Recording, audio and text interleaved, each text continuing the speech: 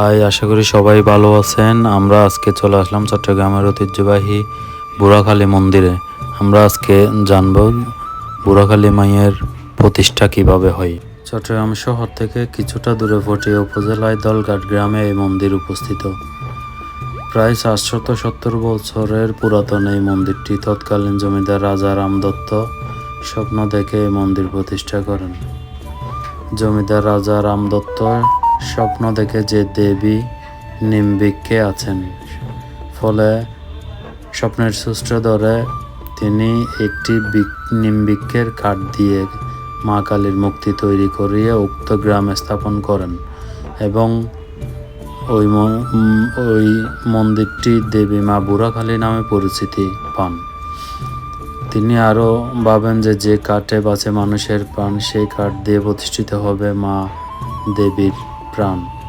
আগেরকার আমলে নিম গাছের মুক্তি মহা ওষুধ রূপে বিবেচনা করা হতো, তাই রাজা নিম গাছ দিয়ে ঠাকুরের মুক্তি তৈরির নির্দেশ দেন। সাধু তারাচরণ পরমহংস সেখানে বুড়াখালী মায়ের সাধনায় সিদ্ধি লাভ করেন। এছাড়া হিন্দিভাষী নাগা সন্ন্যাসী শ্রীমৎ স্বামী ওস্কার গিরি মহারাজ ও তার দীক্ষাপ্রাপ্ত নারায়ণ গিরি মহারাজও এখান থেকে সিদ্ধি লাভ করেন। এখানে বুড়াখালী মায়ের পাশেই ওস্কার গিরি মহারাজ এর সমাধি আছে। মা বড়ই জাগ্রত। প্রতিদিন দূর দূরান্ত থেকে বিপুল পরিমাণ ভক্তের সমাগম ঘটে এই মন্দিরে।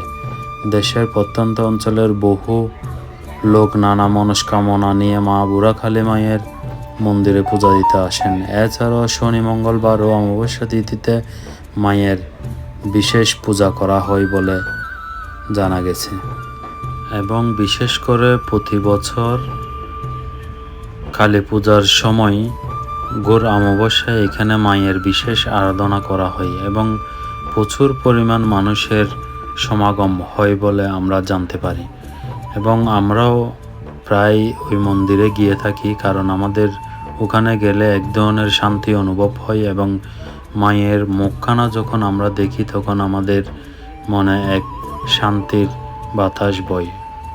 এবং আপনি চাইলেও চট্টগ্রাম শহর থেকে খুব সহজেই ওই মন্দিরে যেতে পারেন।